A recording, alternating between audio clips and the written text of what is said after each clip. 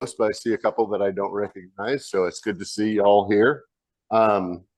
Tonight's agenda is going to be a little different than what it says up there. We are going to have club announcements and our safety minute, but the presentation tonight, Anthony called me today.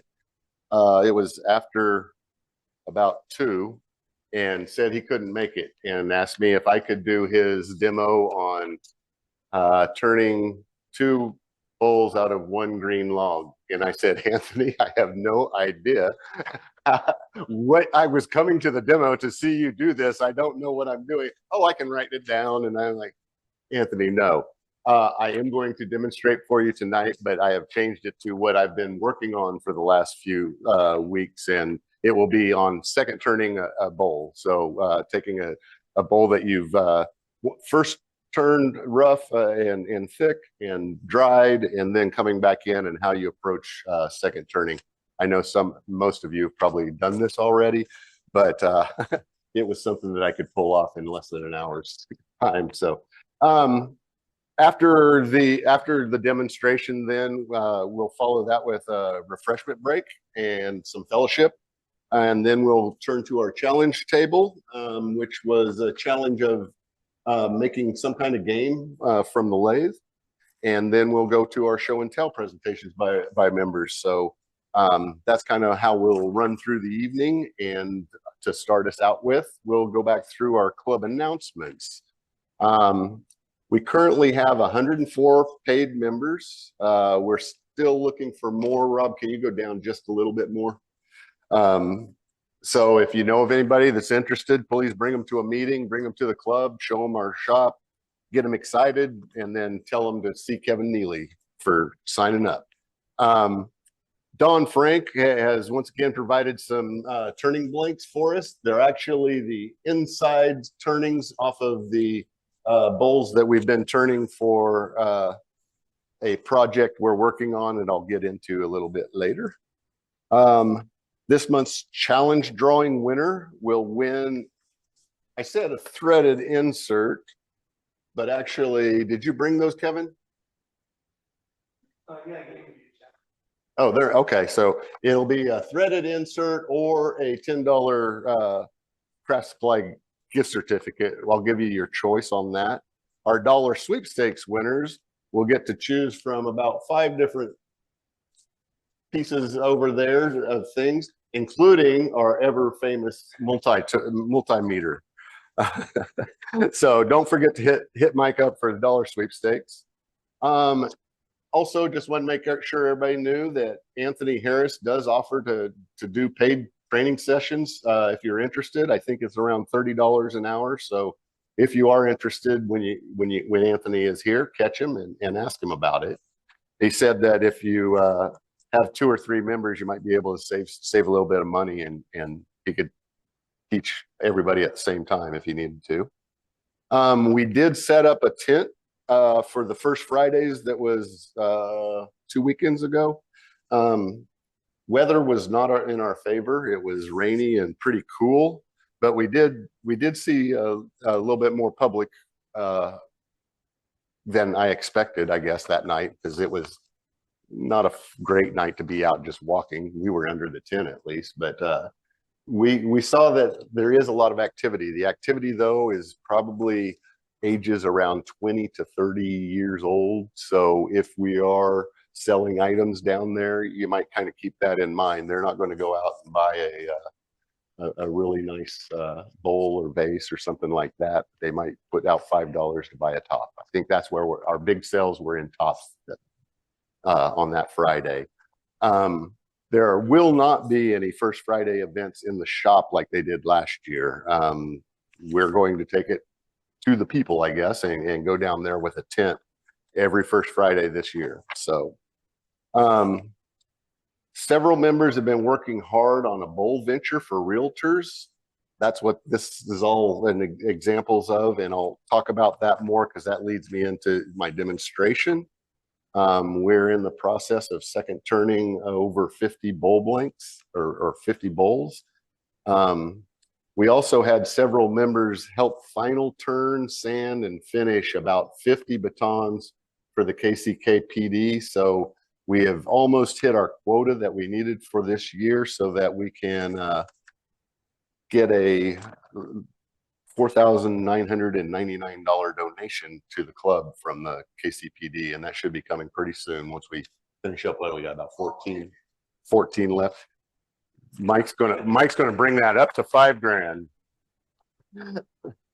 So that's a really good opportunity, and I wanted to send out my big thanks to Gary and Mike. Gary's been doing the CNC prep work.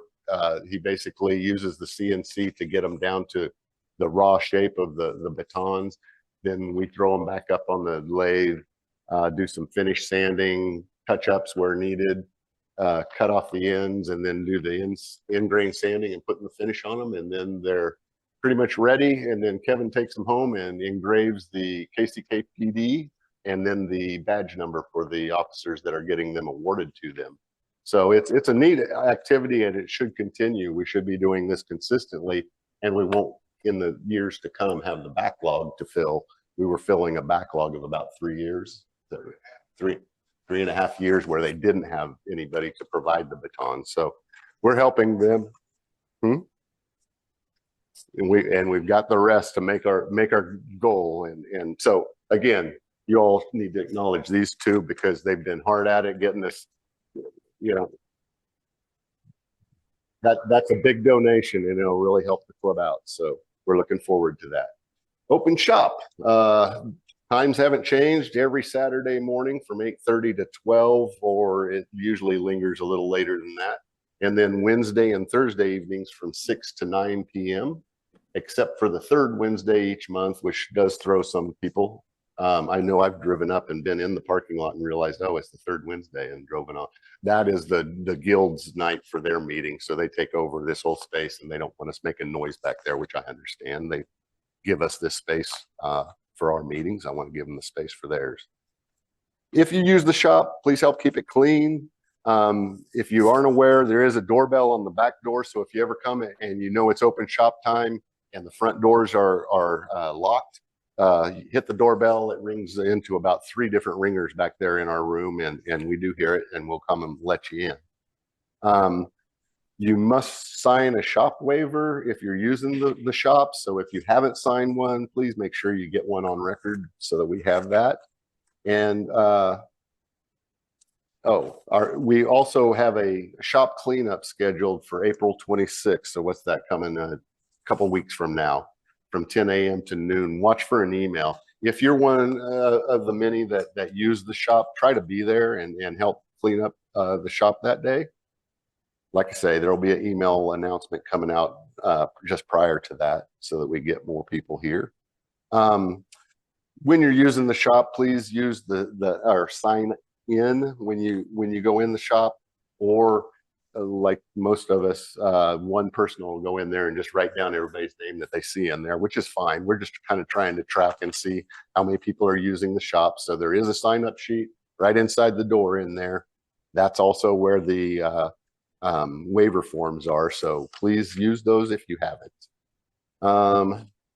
Membership badges. This is something that we've gotten a little lax on. I'd like to kind of get back into the routine. If we're in the shop, in here, in there, we should be wearing our name tags. Not only so that we can walk up to you and we don't have to guess your name or say, hey, buddy, but also so the folks out in the guild side see that, okay, they're supposed to be here. They may not know our faces yet, you know, and we know also that, okay, they're a member, they've got a badge. It's okay that they're on the lathe. So please try to remember.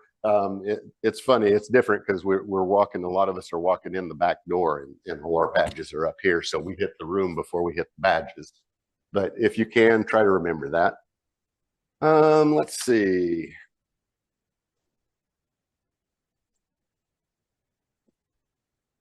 The drill press. We actually swapped out our drill press. We bought the drill press from Tony Giordano's sale, and I know I messed that last name up. And we're going to replace out the drill press that we had in there. It fully functioned. The table goes up and down. It is a belt driven. It's not a Reeves drive. So if you are changing the speed, you have to get up there and actually know what you're doing to change that. But I think pretty much it'll stay on the same setting that it's at right now, and it'll drill fine. The bandsaw, as you might have noticed, is currently down. We got the belts, we've got the blade, but we're waiting on a David Alexander, help me out. Is he snap ring? So we're literally waiting on a part that came in and it was wrong, and David had to talk to them and explain to them that it was wrong. It is being worked on, and once it is repaired, we just ask that please do not abuse the bandsaw, and feel comfortable to ask somebody for assistance, even if it's just, hey, can you help me run this thing through straight, because it's too long for me to handle. Last thing on the shop is if you do see any problems. Oh, I forgot to mention also, I don't see it in here, but I know I had it. The Delta is back up and running thanks to Kevin and Anthony. They got the brains, the electronics swapped out on it, and it's running like a beauty now. So we got another big lathe back there that is functioning. Help wanted for our club. Anthony and I will be setting up the next First Fridays because Ed's going to be out of town, or no, he's got other duties. So we could certainly use a member or two to help with setup and breakdown. Really not a whole lot of room in the tent for a whole lot of people during the event, but that setup, and the reason being is you don't get a park right by where you're setting up. You literally have to kind of cart things down. We used a cart, put some tables on it, and then stacked everything up on that. And then the whole thing where we were going from where we were parked was downhill. So we just had to control the cart as it went down the street. Wasn't too bad. And then Ed pulled around literally right down at the end of the street where we had our booth. When it was pack up time, we were all kind of on that sled. He pulled around with the truck. We threw it all in the truck and got out of there pretty quick. So it's not too bad, but it's a chore for two people. So if there's anybody interested, let me know. Talk to me tonight, or think about it over the next couple of weeks and let me know. The setup usually happens around 3 o'clock. I think we're not officially supposed to start till 3:30, but we would probably be meeting here by 3. And then the breakdown would be just after 9 p.m. They want to stay set up until 9, and then at 9 we can start breaking down. So if anybody's interested, let me know. We still need some additional shop openers and backup openers. Primarily backup openers is what we're looking for. But if there's a consistent time that you've been hitting the open shop and you're like, well, there's no reason I couldn't be an opener, let me know, and we'll get you signed up for a day.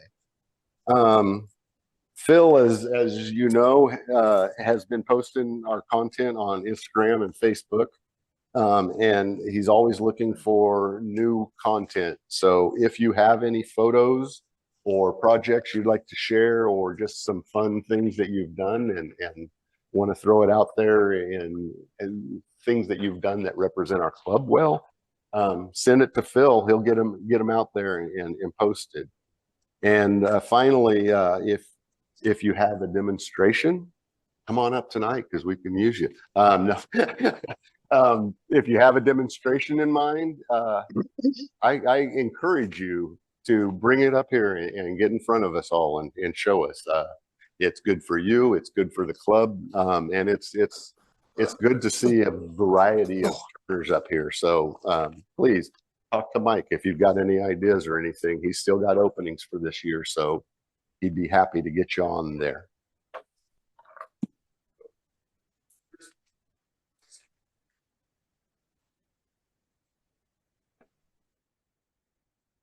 Right.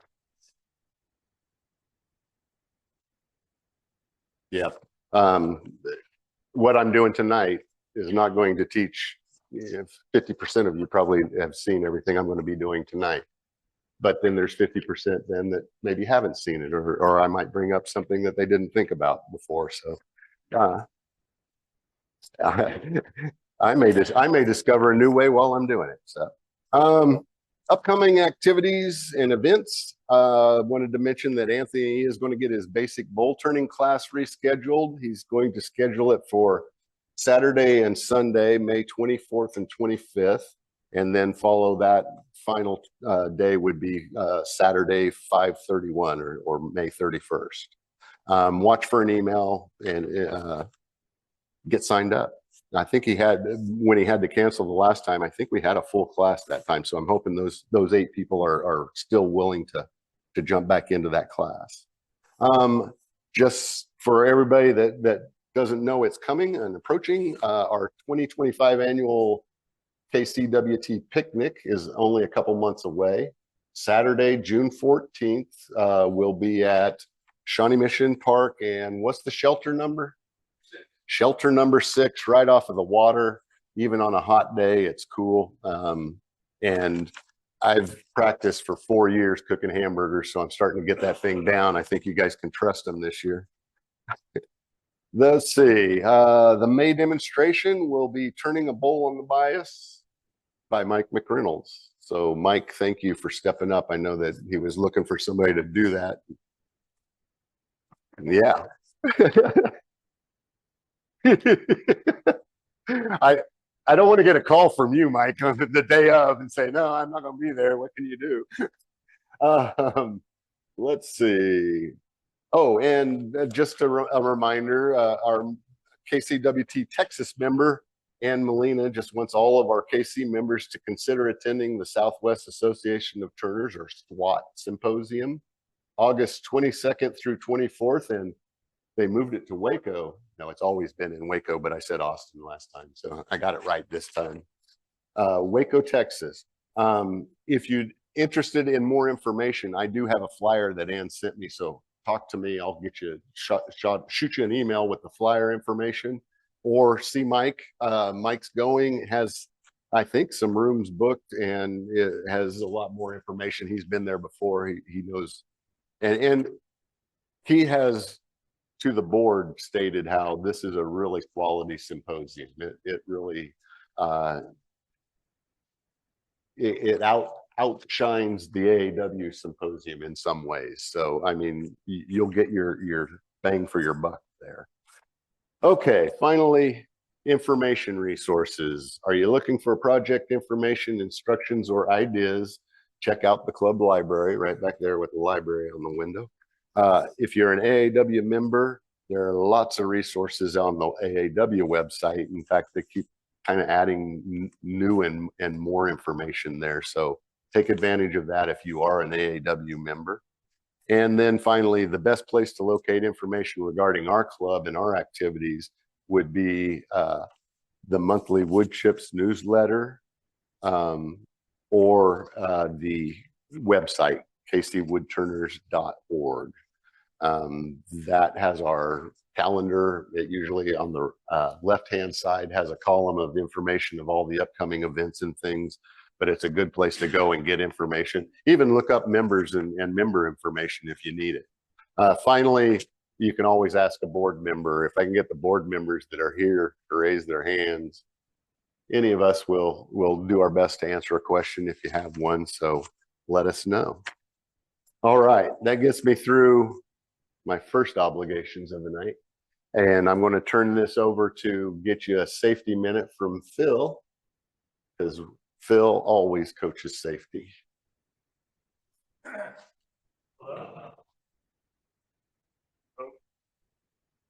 The spatter is for the boss.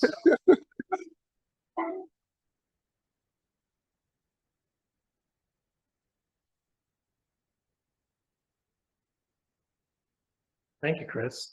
Can you hear me now? This isn't awkward at all. I will keep it speedy because we're going to talk about speed for our safety minute tonight. See what I did there? That's my bad joke for the night. Speed, the right speed is your friend, and the wrong speed is not your friend. Unfortunately, there is no single right speed, and there are many, many right speeds, and probably even more wrong speeds. So, in relation to safety, we want to make sure we're using a safe speed whenever we're turning. Now, for spindle turning, that could be 1,500 RPM, that could be 2,000 RPM, even 2,500 RPM. For bowl turning, it might be 500 RPM. Or if you're on a really small lathe and you've got a big piece of wood that shouldn't be on there, maybe it's 200 RPM. That'll take a while. But the main thing about safety, making sure I'm in frame there, is that your lathe is not walking around, your piece of wood is secure, and that you're able to make a nice cut with your tool. So hopefully, Chris is going to check tonight, but when he checks his speed on here, he's not necessarily going to be looking at a number on the dial right here, or at least I assume so, but he's going to let the lathe tell him a little bit about what's going on. Is this pretty secure? Yeah.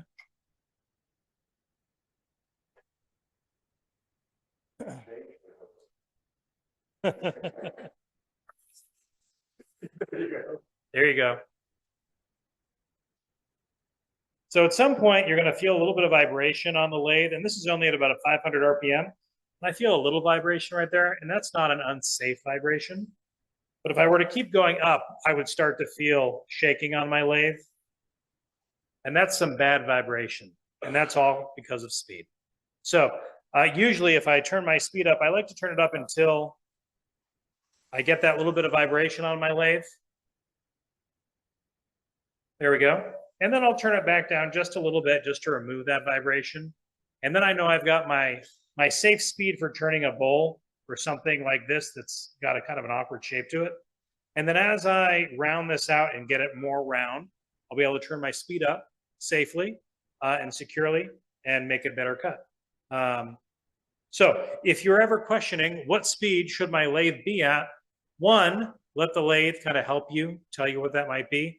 But two, also refer to your other wood turners here in the area, online, wherever it might be, especially if you're starting a new project you've never done before. If you've never turned a spindle, you probably want to understand what speed you want to be at before you do that.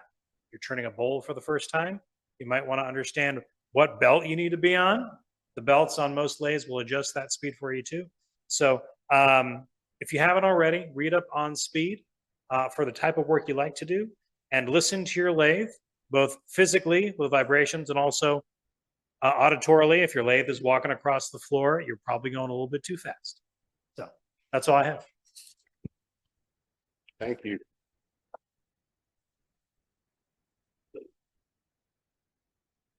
Anthony once, well, not once, more than once, has told me, speed is your friend until it isn't. And that's about the truth. The more speed, the more efficient your cuts. But too much speed or speed beyond what you can control or handle is a problem. So speed is your friend until it isn't. Just kind of keep that in mind, and it kind of keeps you thinking. So for those, and I said I'd expound on it a little bit further, for those of you that haven't heard or haven't seen anything on it, the board and Don Frank came to the board with an idea regarding, and it's in an opportunity to get a little bit of extra funds for the club so that we're not begging, and we can get through the year comfortably on our own. He came up with the idea of maybe providing bowls for realtors as a housewarming gift. He has a realtor friend. I have a realtor friend. We've kind of been in some talks with them. They kind of got their ears perked on that. So one day, Don and I took a huge log and on the sawmill and sawed it up into 4 nice chunks, nice slabs at about 4 and 5 inches thick. And then he proceeded to cut those into bowl blanks that we turned on what I called the Bowlapalooza. We had a Sunday where I think we spent about 7.5 hours. We had 59 blanks, and each blank was cored. So we got the cores out of every one of these bowls and then rough turned 60 different bowls. They were all this silver maple. This is an unfinished bowl. We're looking at all kinds of different shapes and opportunities. I think Don's talking about pulling in some different kinds of wood. This was a nice piece of walnut that he brought in that turned into a bowl. This is a nice piece of ash that he was cutting up some firewood, saw the color and said, I got to have some of that. So he brought that in.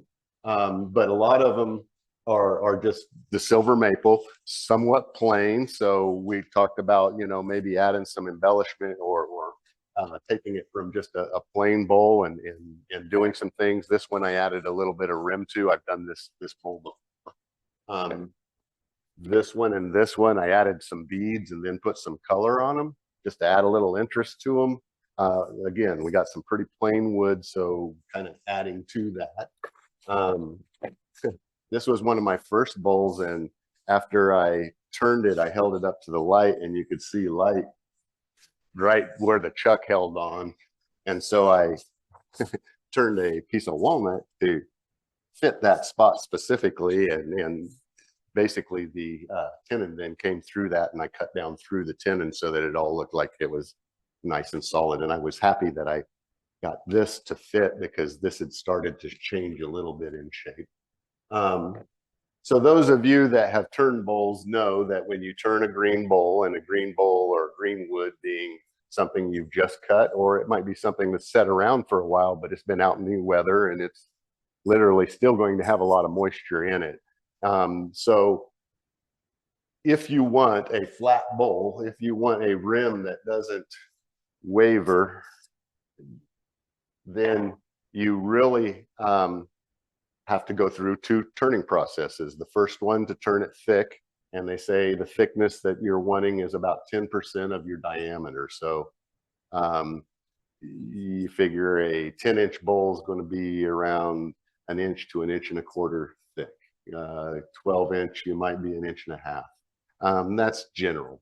But the reason you turn it thick is because once it has dried, and we had the advantage here that Don took these back and put them in a dishwasher kiln that he's created. So we took about 4 months probably out of the drying process. In about 10 days, he had these down in moisture content to the point where we could second turn them. And now they've even dried out more, so we're even better off. I did notice on those first ones that we turned, we had a little bit of movement, but not bad. Now they're getting to the point where they're nice and dry. But if you notice, what's going to happen typically is your two pith ends are going to want to rise, and they're going to want to spread out.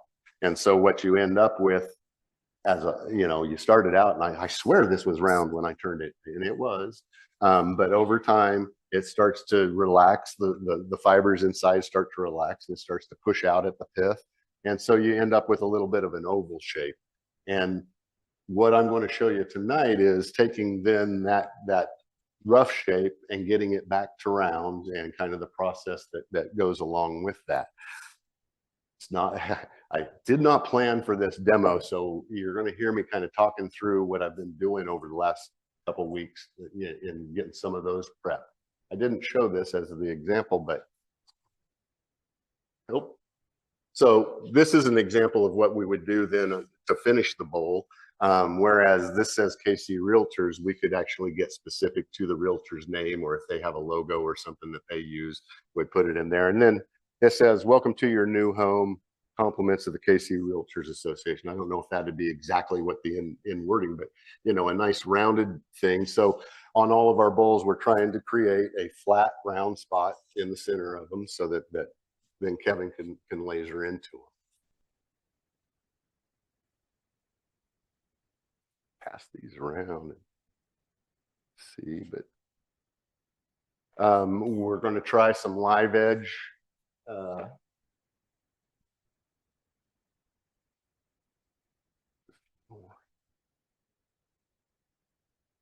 But the idea is try to, you know, so what I've been working on mostly over the last couple of weeks is, number one, not going through the bottom like I did on the first two.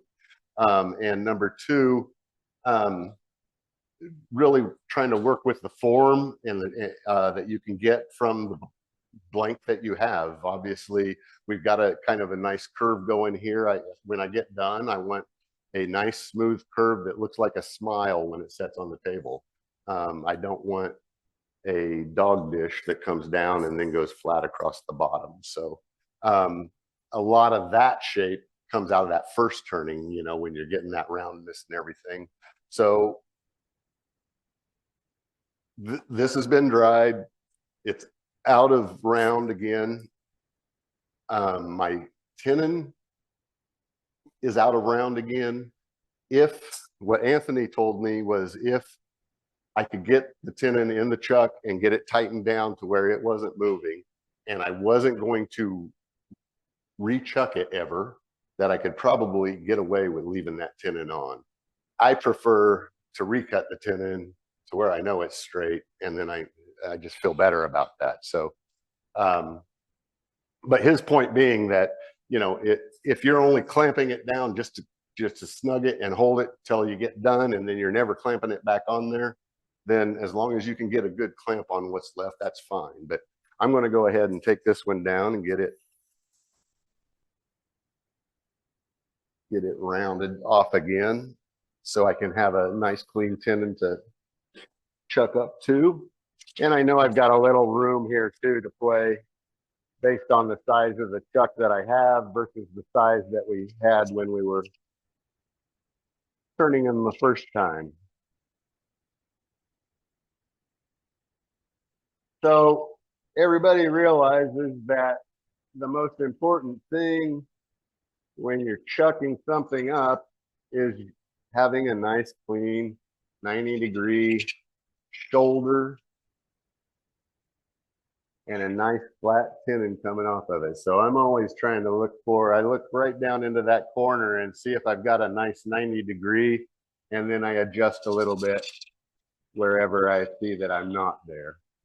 I want it to lay flat against here, so I want a good slice across there that's going flat.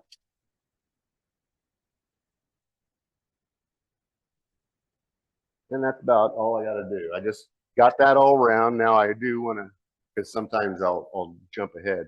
I do want to turn it down and make sure that, yes, I've cut all the way around it, because I have had it where I thought I was all the way around and then I'll find a flat spot or something. So that's got me to the point where it can be, oh, something else I learned in practice in doing this is that it's a lot easier to shape the outside or reshape the outside from this side than once you get it on the chuck and try to come this way off of the chuck. So, yep.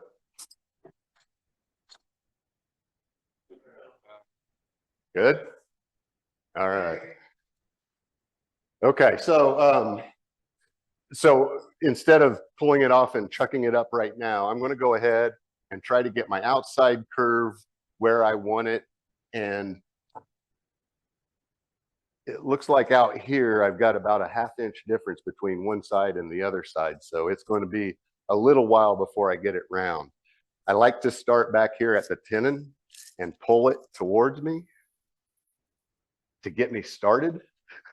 And I don't know if that's the right way, the wrong way, but it's the way that it's worked pretty good for me. So I'm just going to come in here and I'm going to do a pull cut here, where what I'm trying to see is where it stops bouncing. If it's bouncing, then I know I'm hitting air in there. So right down here, it wasn't bouncing too bad. So if I come in here,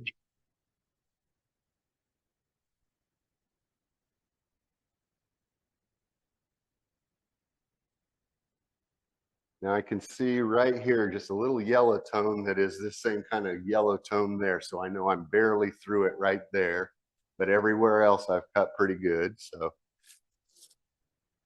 again, right now I'm just trying to see what shape I can get out of what's left here.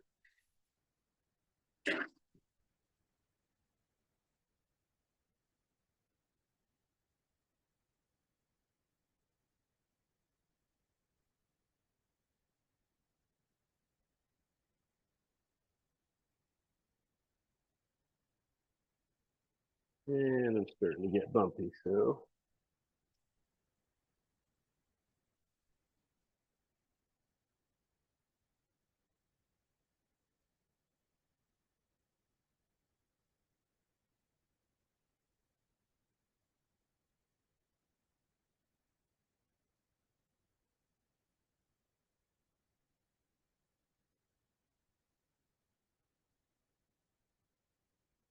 Now I like this. Anthony showed me this one time too, and but I like this cut where you're kind of holding the handle way down low, and you're getting kind of that slicing cut coming down through there. And man, it slices good, but you really got to watch the direction you're turning your bevel because it will start to eat in pretty fast if you don't watch out. My goal always is to leave my maximum diameter that I can get at the top of the bowl. And once I have that, then I can go back and kind of work through the rest of it. So I've still got a lot of gap here on this outer edge that I'm going to have to work on. Speed is my friend. All right.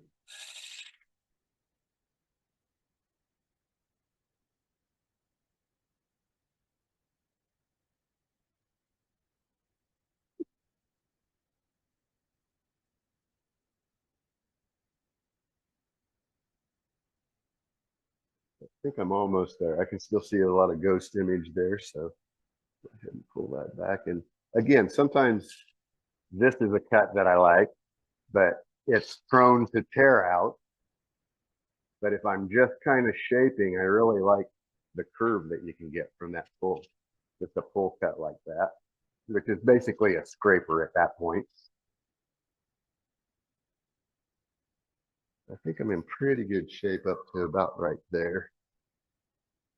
Yeah, and you can see, you know, where it's clean cut and where it's not. So I know where I got to get to correct. And what I want to watch is when I get this diameter right out here, so it's cutting all the way around, I may have to come back here and take a little bit more off to kind of keep my curve where I want it. So I'll kind of keep an eye on that. Oops. Now what's that?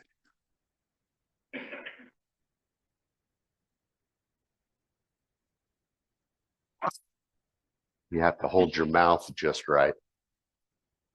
All right, so I can see I'm going to go at it this way.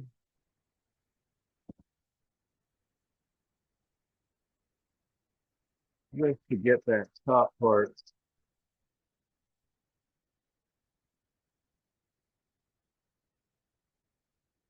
close to the ground. That's pretty good. I see a nice flat spot there, and it's kind of, so that's when I'll go back. Oh, I do want to see if I'm totally round, and I'm not yet. I got one more cut. I'm getting some bad tear out on those cuts that I was taking this way because that's not the way to turn a bowl. It's not the direction you want to be turning. So I'll try to get those gone, get this smoothed out a little bit.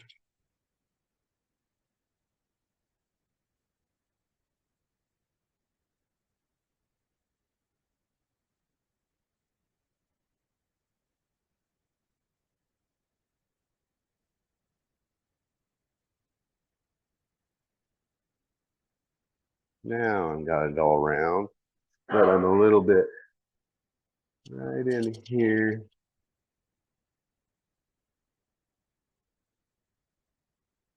Marry those two curves a little bit right there. And this is really the time to turn the thing off, stand back a little bit, look at your curve.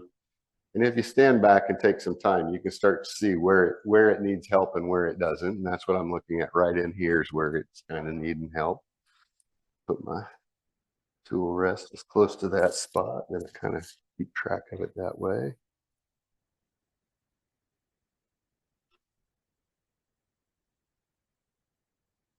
Now we're a lot more round, so we got, you know, get a little bit more speed, and that is certainly helpful in your cutting. Right in there. I saw that. I'm pretty happy with that. I would probably come in and at the risk of potentially more tear out, I would come in with a scraper, maybe. actually a skew used as a scraper.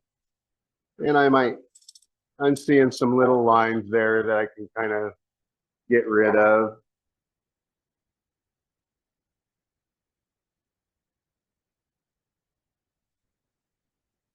And so now I have basically the shape that I'm at, or I want for my outside. I got a little, it's not bad. I can sand that down, no problem. So I got a little bit of tear out there. But this would be the point where I'd say, okay, what am I going to do with this? Am I going to put a rim on it? Am I going to put some beads on it? For tonight, I think I'll just do some beads. They're quick and easy using my D-Way beading tool. And I got a 1/4 inch and an 1/8 inch. I think I'll stick to a 1/4 inch. That's what I was using on that. One of those, the beads are proud. In other words, I cut below the beads and then put the beads. And on the other one that's going around, being passed around, I just cut them into the side here. So I would probably take some 80 grit, some 100 grit, and get this nice and smooth and rounded. I'm not going to do that because I don't want to throw dust to you guys, but this would be the time to do that on the outside and go ahead and get this outside looking where you want it. So just for interest, I'm going to put about 3 beads in here. And I'm going to put them up towards the top because something that I realized, and it's even apparent on those bowls that I've done, when you go down underneath the curve too far, you'll miss the detail that you're putting in there. So as much as you can stay up towards the top, or if you've got something that curves up on that shoulder, that's ideal for expression, I guess, of different things. Let's see.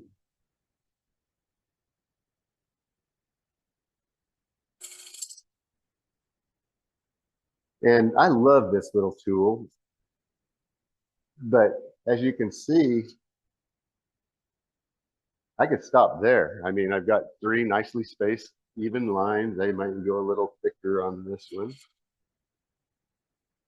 But right there has taken this from a plain bowl to something with a little bit of interest. So, you know, it doesn't take a whole lot sometimes to add a little interest to the piece. Last thing I'm going to do before I turn it around and chuck it up is I'm going to go ahead and find where my bottom is. Get me a nice flat edge all the way around. And this is one of the most dangerous things in the shop if you're not familiar with that. That is almost razor sharp. If I ran my finger like that hard, it would cut it. But when it's spinning around at 600 to 1,000 RPM and you put a knuckle up against that sharp edge, it can cut fast and deep really, really quick. So something I've always gotten used to, and I don't remember who, but it was one of my first demonstrations or someplace that they said, you know, just a little rub on that thing takes the sharpness off. And now I'm not concerned about, oh, a knuckle hitting it. I've got plenty of marks on my hands from other things, so I don't need any more. I'm basically where I want to be here. I've got a nice curve. I know that I'll be coming back and finishing this last little bit, so I don't care too much past this point. But I got, I think right here, right there might be a little.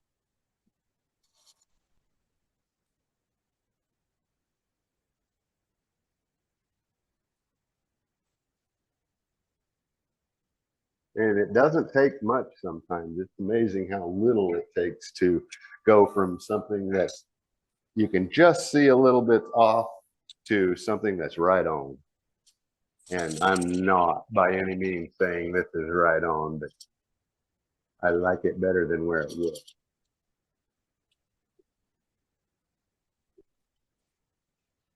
So again, right now I'd probably stop, be sanding this down.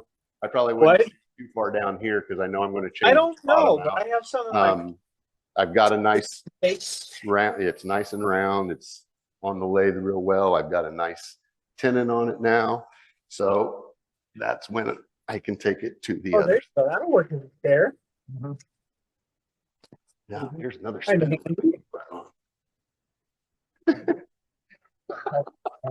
There you go. Thank you, Mr. Safety. What? There.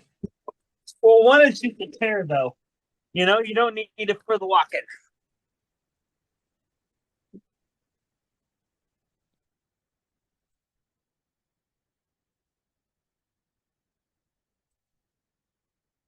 It will slice through your meat just as easily. This block.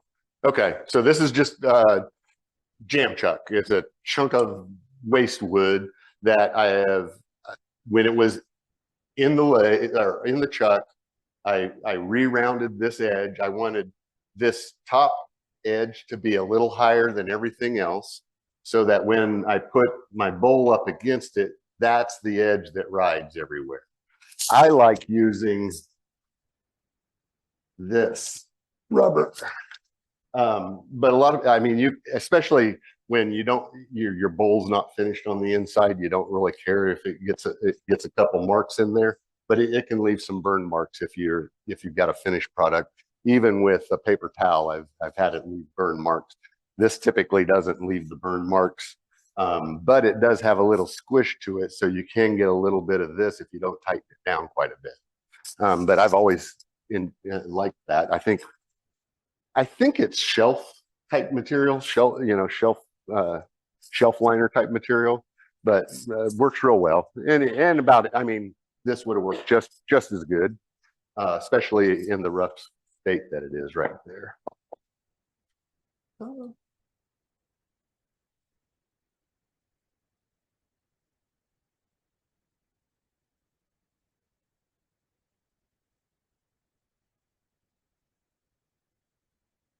Now on the inside, the first thing I'm going to look at, once I get this good and chucked up,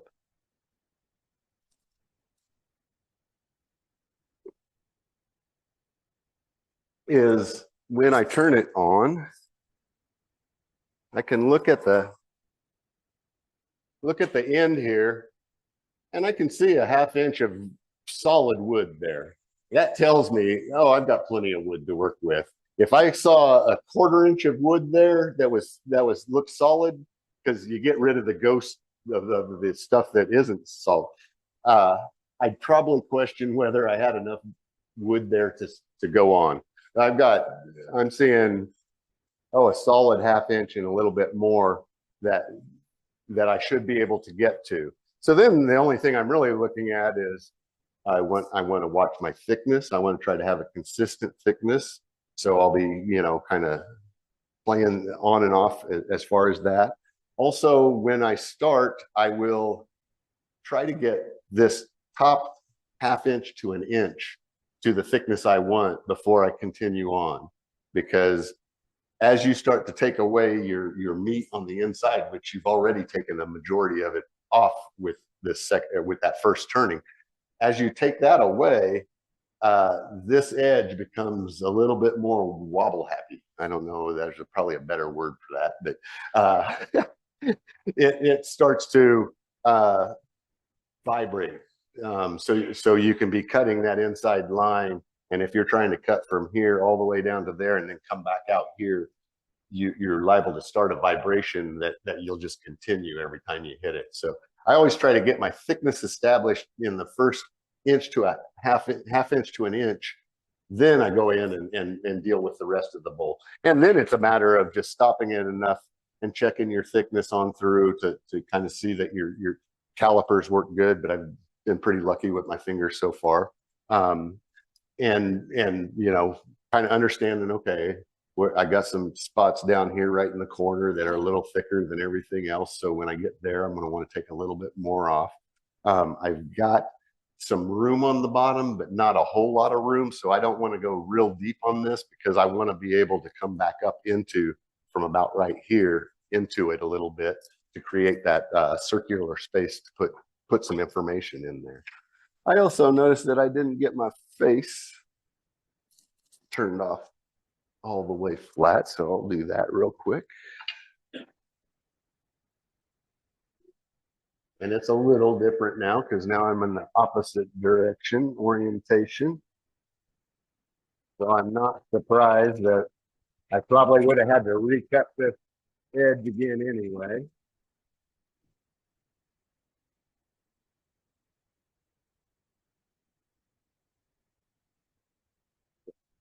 And again, we got that sharp edge, so I'm just going to ding that off a little bit. I can straighten that and make it more square later. I'm going to take this out of the tailstock so I don't poke my elbow into it. I've done that before. Not fun. Yeah, it really is. And I'm going to get my tool rest so that I'm kind of working close to this edge. So good habit to always get into is turn your thing full circle before you turn it on, because I don't know how many times I've failed to do that. Had this thinking, oh yeah, I'm good, and then bam, it starts hitting the thing when it goes around. So I'm just gonna make sure I got enough room to hit that thick spot. And when I'm first turning this, there's a thick spot on the end here. That's the only thing that I'm going to be hitting probably initially. But I'm going to try to take not real light cuts, but kind of get in there a little bit to get it to go away as fast as possible, I guess.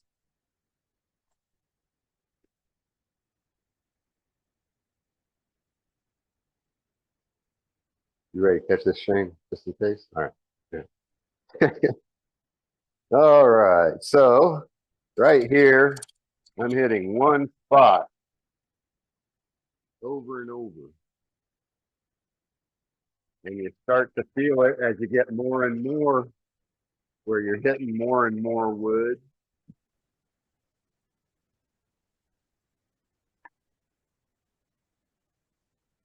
And I've been kind of liking these at about a little less than a half, but probably a little proud of 3/8 is kind of the thickness I've been shooting for.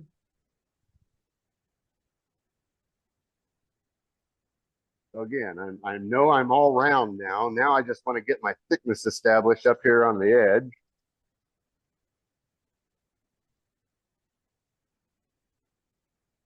All right. One more.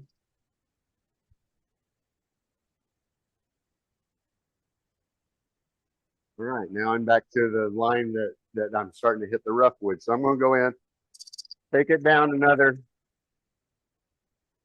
probably about to the point where I'm turning there.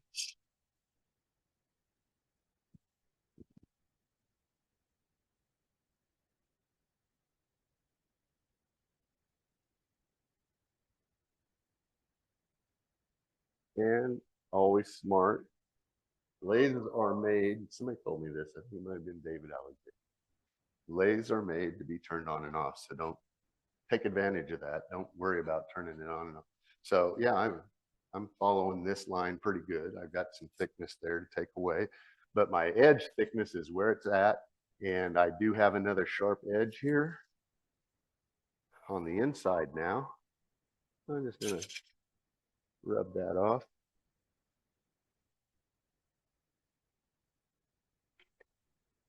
And so I'm going to come out here. I'm going to establish where it's cutting, and then I'm going to cut right into that other line that I had. Trying to watch on my outside at the same time.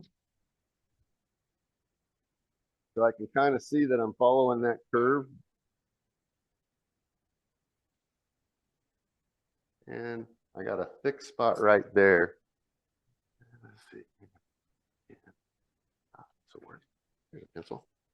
All right, so I like to just find that high spot, mark it with a pencil line, and then I know exactly where I'm attacking it. And really from that point on down, I've got the thickness about right. So I just want to take that little bump off there. And I guess where I'm going with this is I work my way down to the bottom of the bowl. I don't try to take one continuous cut constantly. I'm trying to get my thickness established and then carry that thickness on down, checking as I go.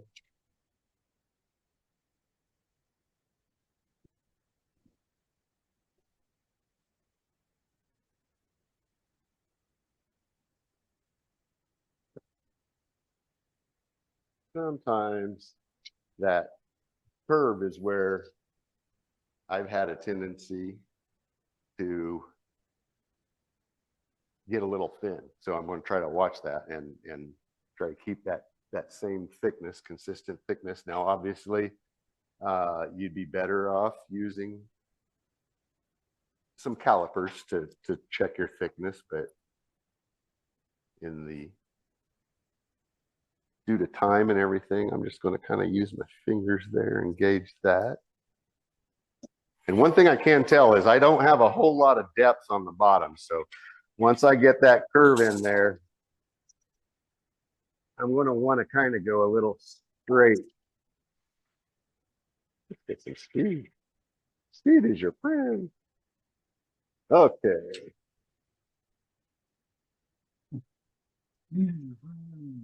There's my cut. Carry that on around. I'm going to hit.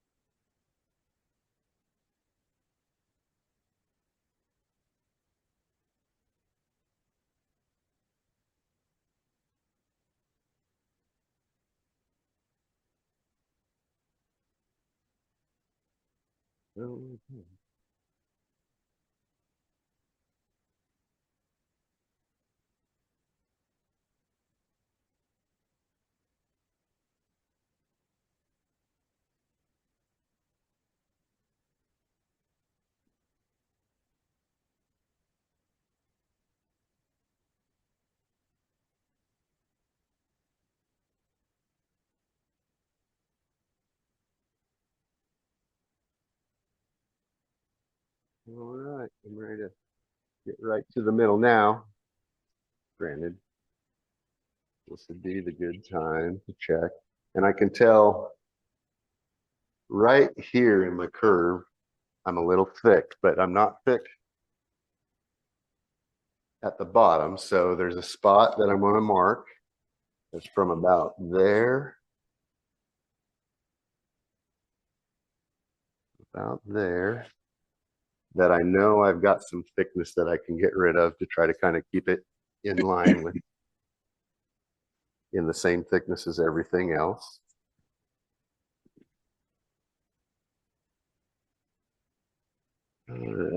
So I will catch my cut back here behind it just slightly. And then carry through that, get a little bit of that thickness gone. And then catch up with my other depth. All right, I better stop there. Check my thickness once more. I like that a lot better. And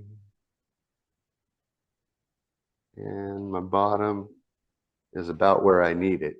I would typically go a little deeper, but I'm a little gun shy after going through and seeing light through the first two of them that I turned. So I'll stop while I'm ahead here. All right, let's get that last little bit.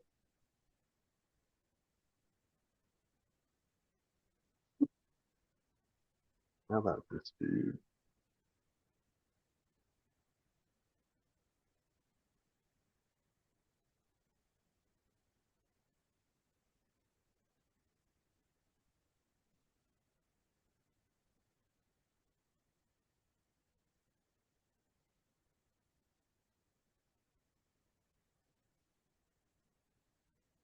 Okay, that is more or less second turned. It's not a tool that everybody wants to go to, but I like to kind of scrape the bottom of it. Sometimes I'll get a little bit more tear out, but I tend to be able to get a smoother gradual curve down. So I like to come back with this. It's not a necessity. There aren't any lines in there that I couldn't sand out because they're all just tool lines. They're not gouges or catches or anything like that. But For my last thing I do on the bulls is usually just run this as smoothly as possible across here, trying to get little pencil shavings coming off of it. And right there is where I wanted to go to. Now try to blend. Woo, that's not a good sound. Probably got a little tear out there to deal with.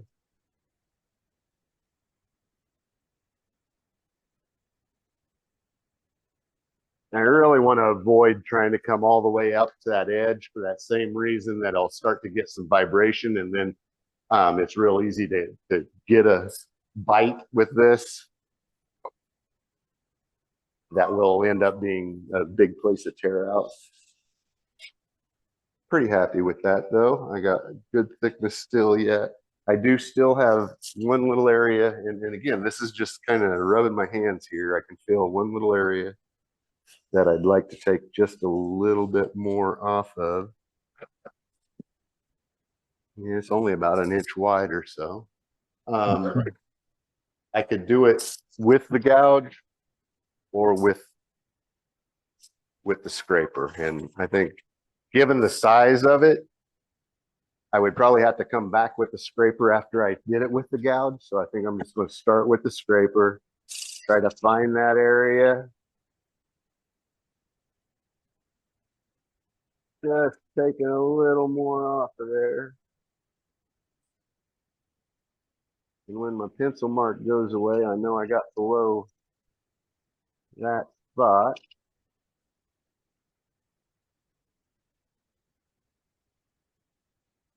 I'm happy with that. Looks good from 20 feet, right? All right. That takes care of basic shape, thickness, inside, outside curves. Everything's established now. All I got left is to turn off the bottom and figure out what I want to put on it as far as the tenon or whatever. I can feel I've probably got a 1/2 inch from here to there.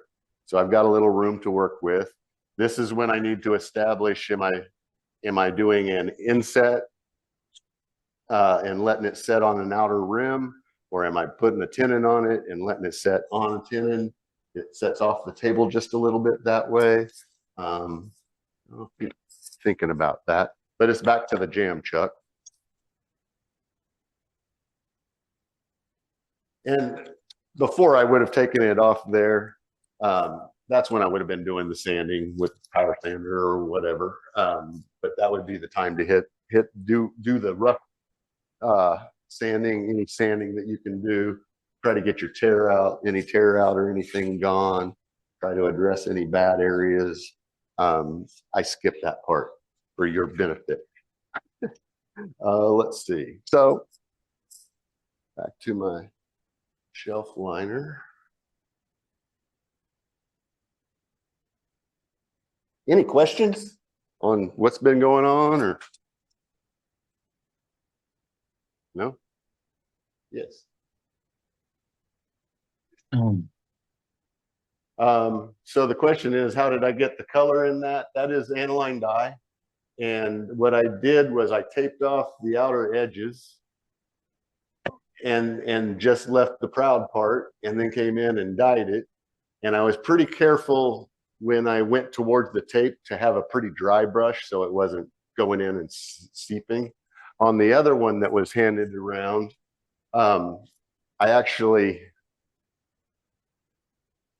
burned lines in on both edges, and that helped it from bleeding. Although, oh, here, I'll be on camera.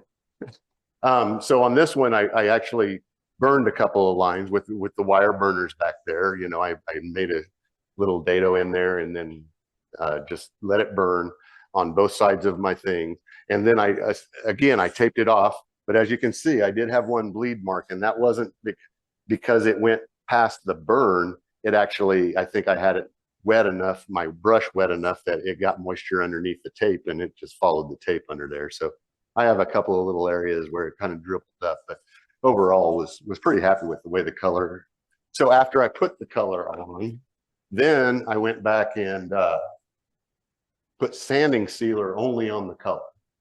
So, and I mean, I gobbed it on there, but I'm only working on the color. So the red, as long as I stayed up on the red bands, you know, while I was putting that on, then it didn't transfer down to the lighter colors or whatever. So I'll work from dark to light, and or actually light to dark, and you know, seal it in there. And then once it's sealed in there, then I came back with the finish, which was that Watco 3-part finish, and just went over everything.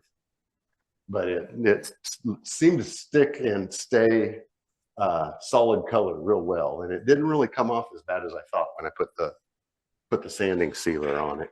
Okay, what am I doing here? All right, we are going to turn the back side of this thing. How are we doing on?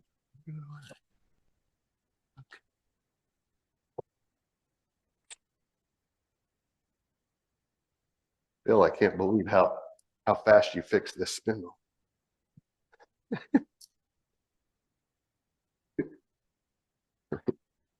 Watch what you're doing, Chris.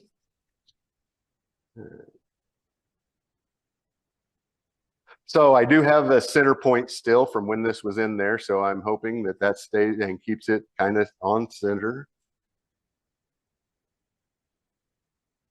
And I can do it before I tighten it down. I can do a little round test, and actually that's not too bad. It looks like right here.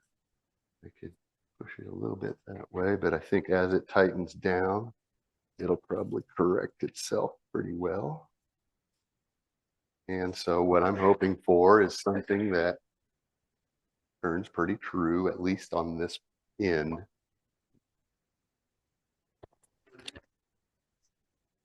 I think I'll go recessed on this one to save as much of the bottom as I can. So all I want to do then is kind of round off to a point where then I can dive in slightly. And it's not too far from there right now.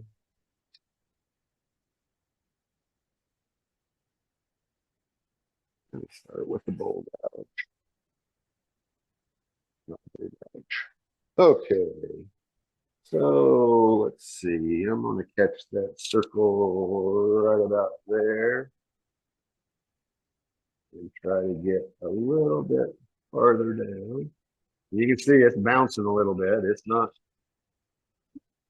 I'll have to sand that smooth or get rid of any kind of lumps or anything that bounce is created. But other than that, all I'm trying to do is get down past good clean wood. All right, now, goodbye tenon. I no longer need the tenon.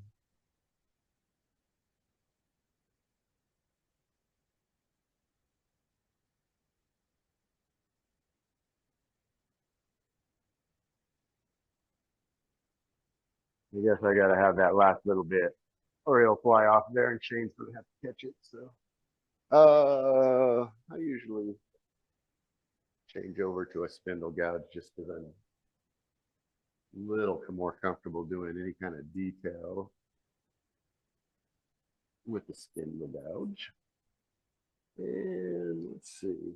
So I want to go flat right here. That's what it's going to set on. And then I'm going to dive in a little ways. And then I'm going to just kind of start straightening that off.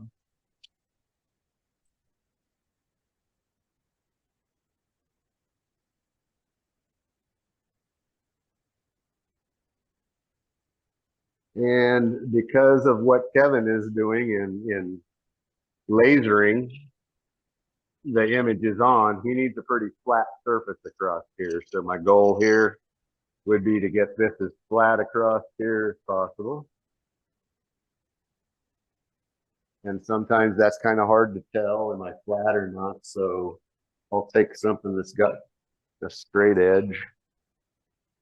and hold it up there and just kind of look, and that's actually not too bad. And I don't need it to go deep, and I definitely don't want to see light through it again. So I'm not going to really go too much deeper than that, but I'll go ahead and clean it up just a little bit more. Probably a couple more cuts. And again, I've skipped all the sanding. Woo! Anthony would be happy.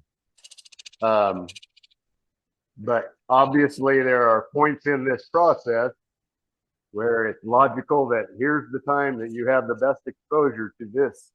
Now, sand now. Woo, something else that I'm seeing.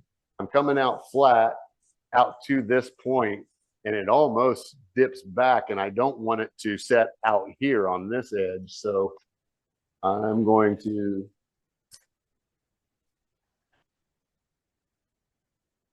pull that, flatten it out just a little bit more right there.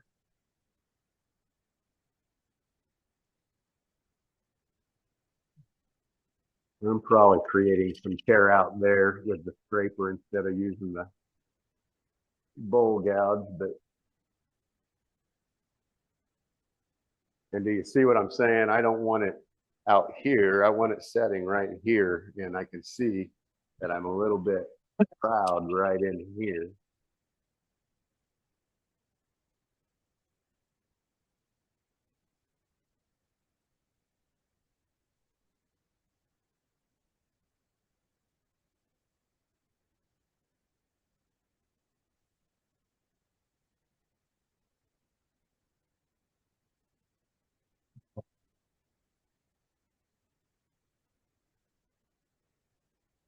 Probably would have been better to hit that with the spindle or bowl gouge.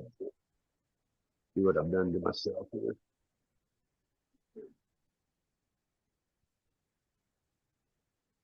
Not bad. I got a little tear out, but not too bad. Nothing that I can't. With this soft of a wood, this silver maple isn't too hard of a wood. It sands off pretty darn good. So, all right, I think I'm basically there. I'm going to clean up this last turn on the base. Try to get another 1/16 of an inch or so off of there. And I'll take my nub here down to as small as I can get it and be comfortable that it stay on the way.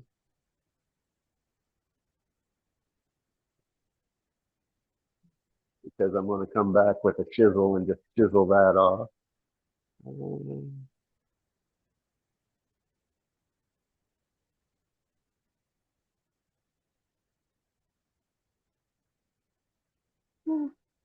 Something I was doing that I kind of enjoyed is coming out to this edge and putting a couple of little gewgaws on it. And short of a little sanding, I'm basically there. Obviously,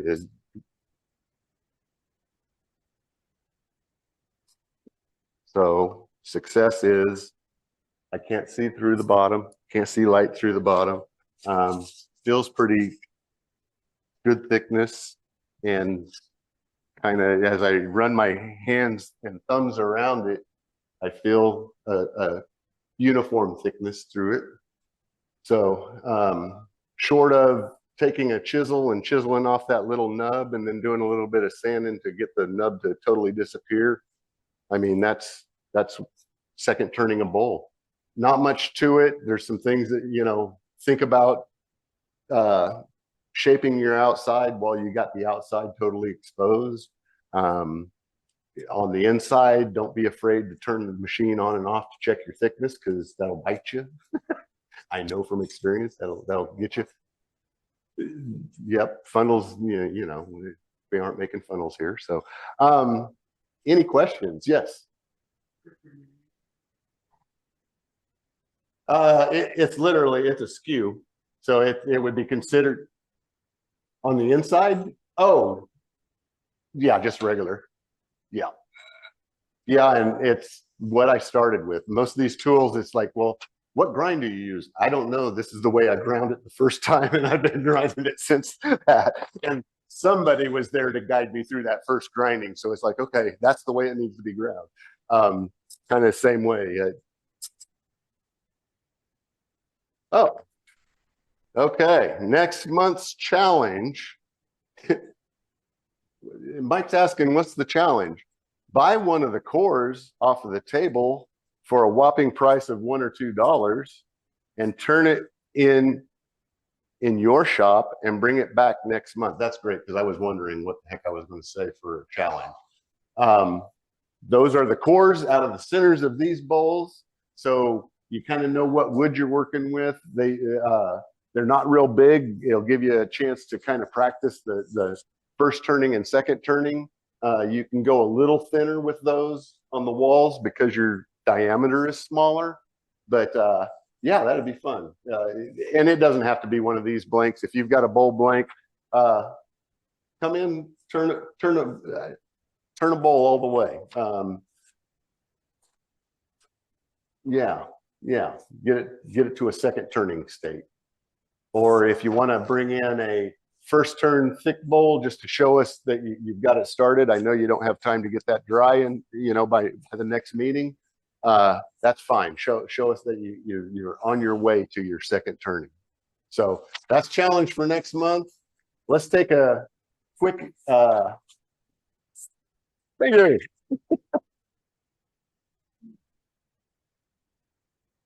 Probably did about as good a job with that demo as the one that I worried about for a month before. So maybe this is the way to go. Just call you up the day of. But let's take a short refreshment break. Have a little fellowship, and then we'll get back to the challenge table and then the show and tell. No, that's not show and tell. It's a piece of your wife's yoga mat. Ah, that is exactly. Well,